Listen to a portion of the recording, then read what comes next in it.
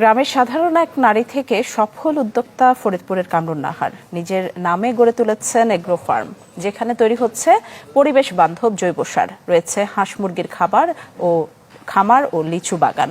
প্রস্তুতি নিচ্ছেন মাছের রেণু চাষেরও। ফরিদপুর শহরতলির কোমরপুর গ্রামে কামরুন নাহার মুক্তার কর্মযজ্ঞ চোখে পড়ার মতো। ফরিদপুর ঢাকা মহাসড়কের পাশেই সাইনবোর্ড টানানো রয়েছে, যেখানে লেখা রয়েছে নাহার এগ্রো ফার্ম। বিক্রি করা হয় জৈব ও কেঁচো সার। কম্পোস্ট সারটা আমার অনেক লাভবান ব্যবসা মনে হইতেছে, কারণ আমার লেবার প্রতিদিন নিয়মিত 5 জন কাজ করে এবং মাঝে মাঝে বেশিও করে। এখান থেকে সংসার কাজ করে আমাদের চলে। ভার্মি কম্পোস্ট নিয়ে সেটা আমার কিছু বাদাম করছি, প্লাস 8 পাখ এই জমিতে ধানের চাষ করছি। এই ধানের চাষ করে আমি এমনি শেষে কৃত্রিম এই সারের এই সারে অনেক উপকৃত হয়েছি।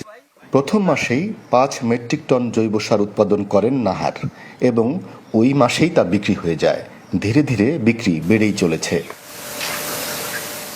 তার উৎপাদিত সার গুণে মানে অত্যন্ত ভালো, যা প্রদর্শনীতেও ব্যবহার করা হয়।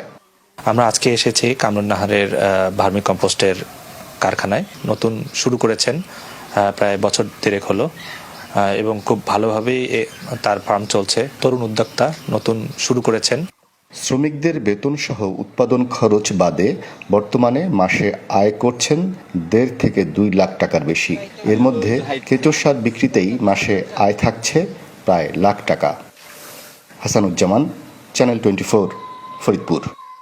গাড়িটা আমার প্রেজেন্ট, আমার ফিউচার, আমার হ্যাপি লাইফ। আইডিএলসি আমার ফাইন্যান্সিয়াল পার্টনার বলেই কার লোন আমার কাছে লাইফ ইনভেস্টমেন্ট।